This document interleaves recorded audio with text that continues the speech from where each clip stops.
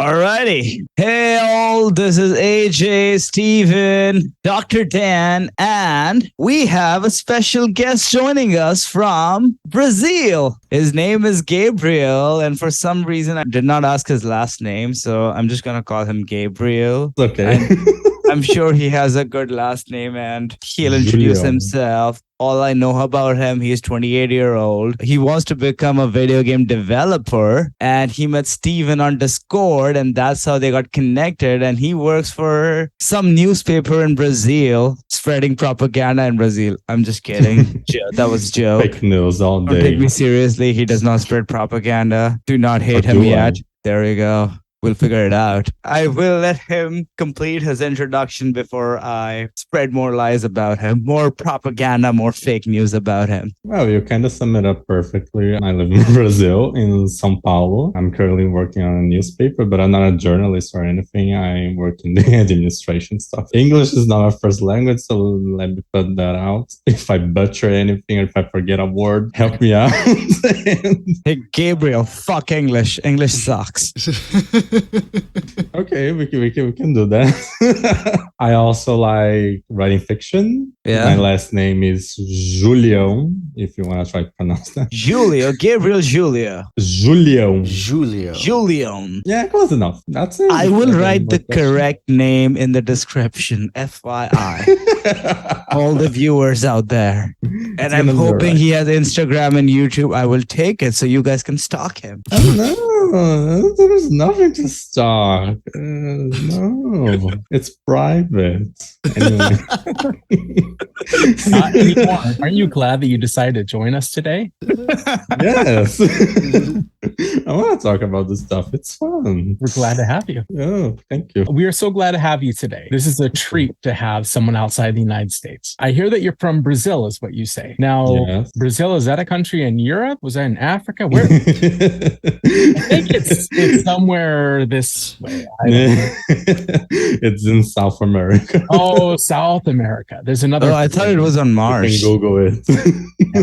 What I want to know, as an American, why should the world care about Brazil? Wow, that's actually a tricky question. The first thing that comes to my mind, I think it's the environmental stuff, because we have a very big part of the Amazon rainforest. It's kind of complicated because some of us are trying to destroy it for profit. Some other people want to take care of it because they want the planet to survive. I think that's probably the main reason why people should care about Brazil. I think we as humans living in one planet, we have to take care of our home and we have to take care of the Amazon. If the Amazon gets destroyed, Brazil is gonna get fucked up, and probably the entire continent is gonna get fucked up. And I think that's probably the main reason why the world as a whole should care about Brazil. There's also not nice stuff around here if you're ever gonna come visit. The food is very good, and I don't know, cultural stuff. The women, I've heard a lot.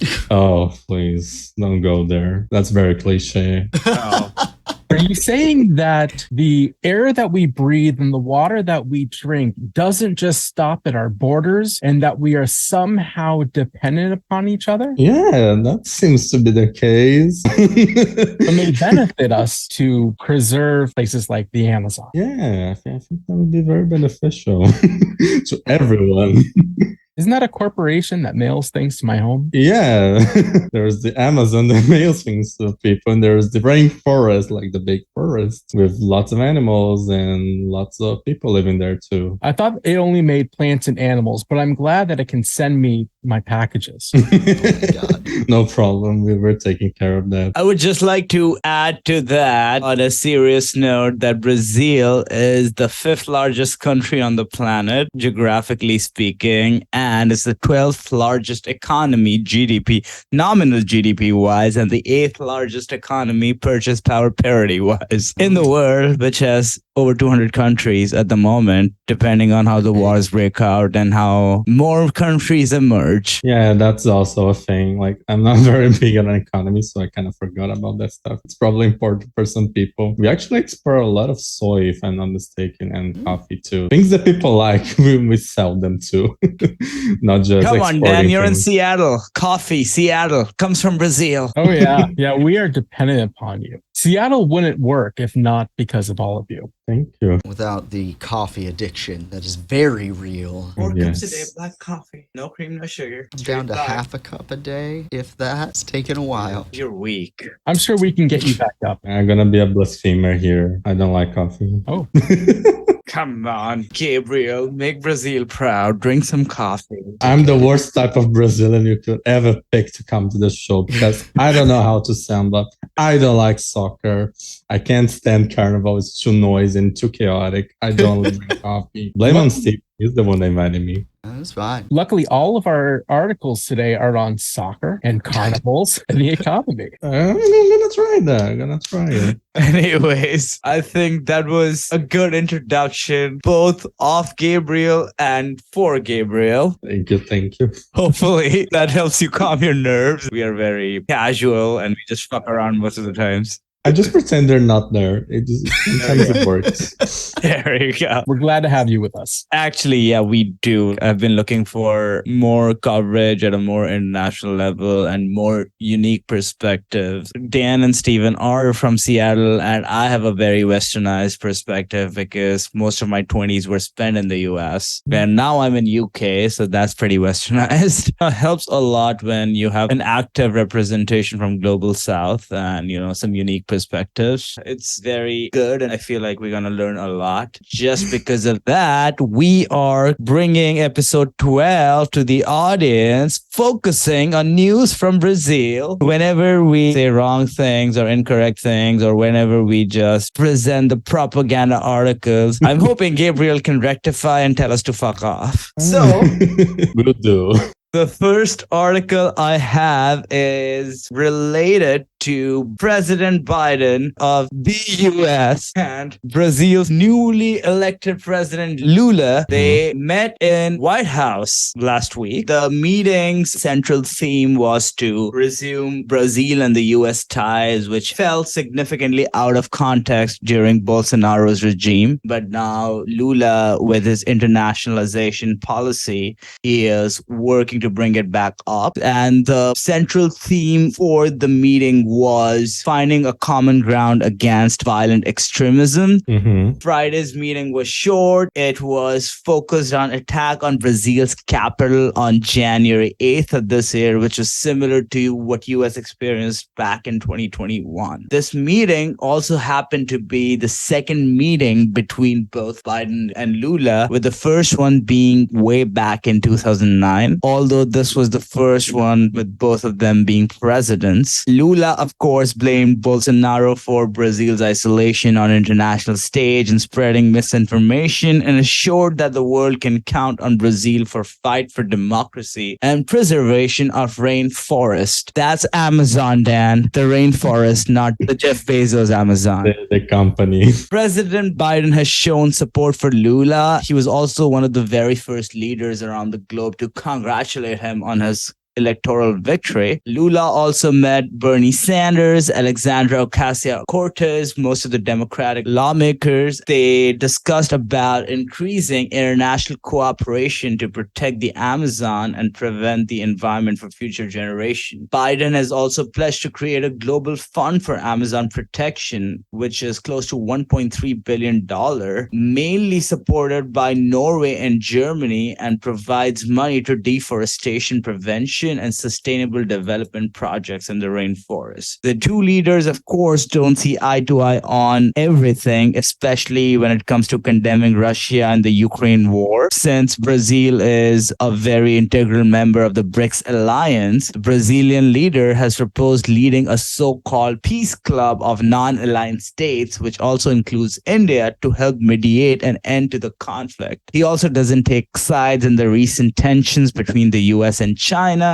Of course, China is Brazil's top trading partner, and Brazil does double the amount of trade with China than with its second largest partner, which is the US. Lula has also planned a trip to China next month. What do you guys think? Brazil, US coming close together, Lula trying to get away from Bolsonaro's policy, trying to do what a lot of non-aligned countries are doing, building friendship with the US, but also not condemning the Russian war, which most of the NATO NATO countries are trying hard to get, especially the BRICS members, to do? I think this is a great question, AJ. There must be a balancing act. Governments, no matter who they are or where they are, must be able to work with administrations from other countries on common goals, independently of which party gains power and maintains power. That can be difficult. One must not strike too much of a leaning one way or another politically. You point out that there are environmental factors at play, and the protection of the Amazon rainforest is in everyone's benefit, independently of politics, maybe except for corporate entities that might benefit financially from the Amazon's deforestation and development. What we saw in this article represented the attacks on information, the attacks on an independent press. It's critical to have an independent press for a nation's ability to be accurately informed. And because of this, news entities are often attacked by those looking to restrict its people and their information, which would otherwise help them have the capacity to think critically. True. What do you think, Stephen? Gabriel, Dan rightly pointed out, like there's a balancing act here in place with the fragile state of international relations at the moment in the backdrop of insurgencies going on in several areas of the world. How do you guys think Brazil putting a stand, especially on the backdrop of how Bolsonaro isolated Brazil from most of the rest of the world, especially in Latin America, in the neighborhood, with Lula's resumption of relationship with Argentina lately and now with the US and most of the rest of Latin America? What do you think? Yeah, you guys said there was a balancing act, and in fact, there is. At least that's how I feel. Russia and China are partners to Brazil in terms of economy, so it makes sense to Lula to walk on eggshells here. He wants to reinstate the international relations with the US, which Bolsonaro has greatly destroyed.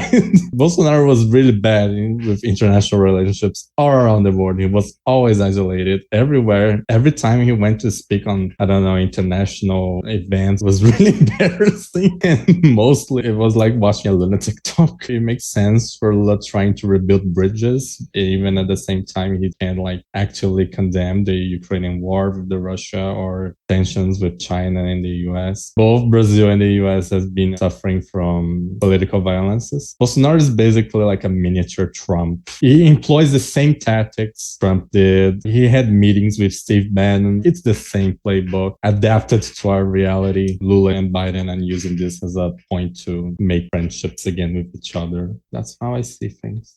I think it's good for Brazil to be getting back out into the world and making these partnerships. I don't know that it's their responsibility to hold themselves accountable to everyone else's thoughts and all the other countries, especially if they already have established partnerships. There's nuance to this topic because if Russia and China are already major trade partners, it's not like you can undo that or overturn it overnight.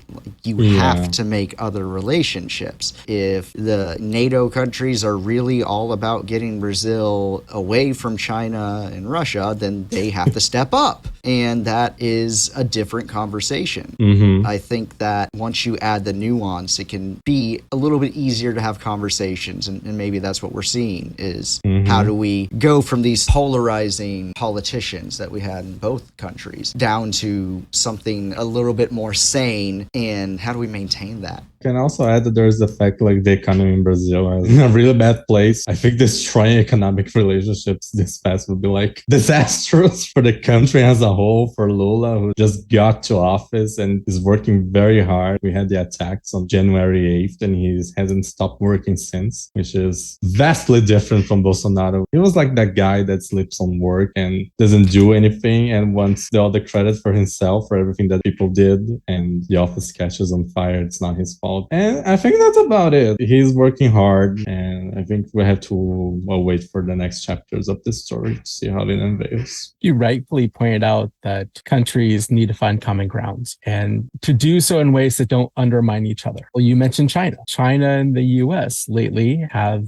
been at odds with each other. How do you maintain good relationships with both of them not come off as if you're taking one side, that you're favoring them. And that's a very complicated act. Given the way Lula has conducted diplomacy in the past, I think he can pull this off. I'm not a personal fan of him, but I admit he's a very good politician on that front. Indeed. That was a good discussion. I have another Lula-related topic since we are dedicating this episode to Brazil. This would also be an interesting topic from an economic standpoint, which is mostly related to Brazil's internal economy and lesser to the international effect. This article is from Reuters. It's related to how Brazil's central bank autonomy is becoming more and more uneasy with Lula in charge. Since his inauguration, Lula has repeatedly attacked the bank, led by respected economist and financial markets executive Roberto Campos Neto, calling its interest rates excessively high and shameful and blaming them for stunting growth. With the bank's autonomy established by law under Bolsanaro in 2021, its board of directors is no longer changed at the same time when new governments take office. Neto's term as governor runs until the end of 2024. Political observers attribute Lula's irritation with the bank to a mix of slowing economic growth and high inflation that could threaten his government's re-election prospects in 2026. Some economists, though, think Lula is putting on an act and see no real danger of him curbing the bank's independence. The bank's benchmark rate is now at 13.75%. Its monetary policy committee has not ruled out further hikes to bring down inflation, which last was 5.87%. Still far from this year's official target of 3.25. Lula has already argued that country should pursue its own inflation pattern rather than follow the European model, but government officials have played down any possibilities of any near change. The mandate of Neto and his current 8 directors will expire at different times till 2025. Then Lula can appoint his own replacements, which then maybe he can put his own monetary policy to more effect. Lula is expected to appoint a person aligned with his vision to monetary policy position to oversee foreign exchange and interest rate desks. Lula, the central bank, not friends. Or like the article says, the central bank is the punching bag for Lula. So it seems like central bank is doing its own thing, which is resulting in high inflation, and Lula tries to regulate the inflation rate. I think I can actually help from getting some more insight into this. What Lula is trying to do here, is it helpful for the economy, or is he throwing some kind of political twist into things so that he can portray an image of economic savior and make some policy changes which might help him in re-election in 2026? Or is it a genuine concern where he's actually trying to bring down the inflation rates? I feel like it can be both. At least in the US, we have a history where not regulating the banks has led to very bad things. So to start with the idea that the banks should get to make all their own rules, that doesn't fare well long term for the success of a currency. Not that the US doesn't have plenty of its issues, still, it has at least a few more rules for the banks. Now, it's not a one-step process, and every step of the way it will look like you are attacking those who already have a bunch of money because they won't be able to exploit those patterns anymore. I think that's okay because they already have enough money, but they will have sort of a valid reply of saying, well, you're attacking me. Well, we could say that you were attacking everyone else when you exploited this system and essentially took money out of the pockets of people who would have had it if it was in a more equitable circumstance. Those are good points to consider, Stephen. Thank you for bringing them up. I think it's difficult to strike that balancing act between having too much regulation and too little regulation. So long as an entity such as a central bank can remain apolitical and probably have some amount of regulation involved, that might be what's best. Because if that's the case, they are able to act on the benefit of the entire country and not just upon one political party, not just upon one entity, not just upon the rich, but giving them the power and the money involved and the potential impacts that they may have on Brazil's economy, inflation, and other factors, this may prove quite difficult to maintain that healthy but delicate balance. There's utility in having a strong central bank that acts on Brazil's behalf and doesn't cave to political pressures from whichever administration is in power. So this is a good question. What's best? And I don't know. Yeah, what I can add to this debate is let's go with the basics. Inflation in Brazil during Bolsonaro's term has kind of spiraled out of control. Prices of everything has been going up like crazy. For example, take a carton of milk. Before Bolsonaro was like $3.50 somewhat. By the end of Bolsonaro's term, it was like $8.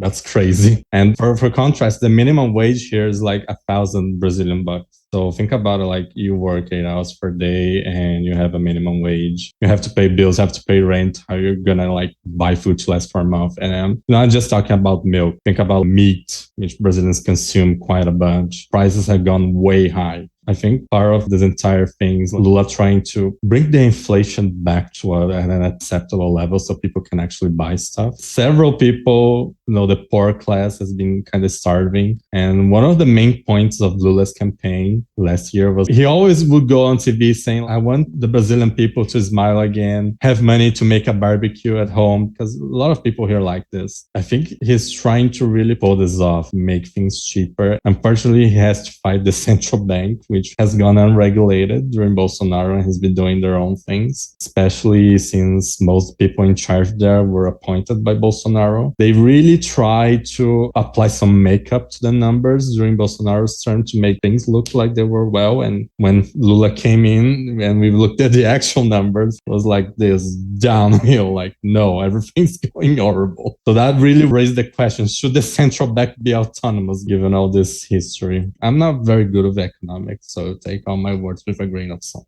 Take everything I say with a grain of salt because I'm no expert about anything. No, Gabriel, that's actually a very unique insight. For example, you mentioned the minimum wage has pretty much remained the same, but the carton of milk was 3.75 or whatever figure you mentioned, and it was 8 by the time Bolsonaro left office. That's almost double. Yeah. Actually, more than double. Several stuff doubled. Rice. We consume a lot of rice. It's one of the main stuff in Brazil. People consume it daily. Rice and beans, everything getting expensive. People used to buy chicken to eat with the rice, and now they're buying like chicken feet and chicken bones. Like, what the fuck? We can't even afford basic meat. It has gone crazy. Cheese, basic stuff. Cheese. We can't buy cheese properly. Like to put with some loaves of breads and eat in the breakfast. It has gone insanely expensive. We need to fight this for everyone's sake. Yeah, this is definitely a pocketbook issue. This is something that hits the people where it counts, where they think of. How do you create that balancing act between doing what is potentially good for the economy, good for the people, but also not create an economic situation in which things fly out of control? Make it so it's not reactionary. That's a difficult answer that I'm not going to have. I'm not an economic expert. I wouldn't want to be in Lula's shoes right now. Bolsonaro has left the country in a disastrous state in nearly everything, every way imagined, economic, the environment, laws, gun laws. It's a mess everywhere. He was very obsessed with guns, very much like Trump. I don't know. The future is uncertain. All I can do is hope for the best. We all can, honestly. It's balancing on the edge of class warfare, I think. Basically. Making sure that you're not taking away so many of the advantages of those who already have so much while you're empowering those who have little. I think that's the basis of what this issue is. When people are starving, I can't really think anything else, because that is a fundamental human problem We had a psychologist named Maslow who did the hierarchy of needs. Eating is one of the fundamental ones. If you're not doing that, if you don't have shelter and your people are suffering, something is not being done correctly. I think those are the questions we need to be asking rather than the ones that will get back from those who already have so much wealth that may protest changes because they no longer have a distinct advantage. My question, so what? People are not starving anymore. Would you rather that? I don't think that anyone wants people to starve. That doesn't look good for someone politically if that's their message. Hey, I want everyone to starve. How do you strike that balance between satisfying the people, meeting their needs, but also not stifling the necessary economic growth? I don't think it's so simple. I think it's a more difficult balancing act than we'd like to think. And some measures that may be necessary may not be politically expedient and may not look good for certain politicians. But what do? Do you try to be a leader of the people, or do you just represent your own interests? And I think it's important to try to do both. You want to stay in power, but also get things done. So I don't think it's as easy as we're making it out to be. No, definitely not. What I do know is Lula's inclinations are more to be a man of the people. That's kind of the way he did politics. Every time he was in office, every time he went to try to get elected. So I can probably say that's where he's going for. Indeed. Dan, the only thing I wanted to comment on that was when you mentioned people, interests of the people. I was going to ask which people. There are different factions of people. Yeah, that's true. The worker class, basically. His political party is literally named the Workers' Party. The common men and women that work 8 hours can get like 1 to 2 minimum wages. And me, that's the kind of people he has in mind, like the poor people, the people that barely has money to afford rent and buy food. Sure, that's a fair question. But still, who pays for politicians to get out there and to get people behind them? There are corporate interests. There are interests that get someone elected and keep them elected. How do you make use of that while still keeping the people in mind and still trying to work for the masses? That's a tough question. Yeah, that's political theory. Yeah, that's political theory. That's not my grounds.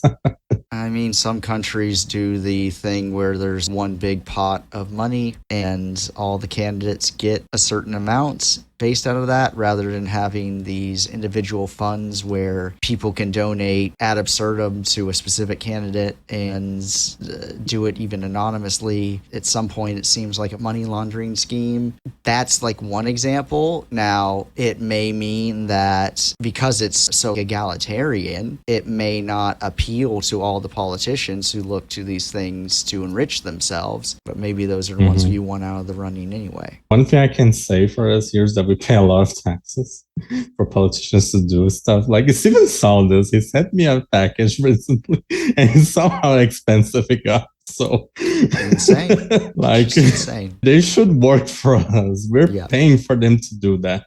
There are other ways to get rich. I think it's important that if the bank is really to benefit its people, it must be willing to act on behalf of its people, even when the people don't like what they do. Some things may not feel good. Some things may require tightening the belt, may require changes to life that temporarily don't feel good, even if in the end it serves a greater benefit for the people at large. But I don't think it's a simple issue. For me, if it's tightening the belt of somebody who is already fat with wealth, okay, yeah, that's one thing. Sure. But right now, it's often the people at the bottom who are asked to sacrifice and tighten their belts when they're already scraping the floor. That to me is when it's not okay, when we have to start looking at different solutions.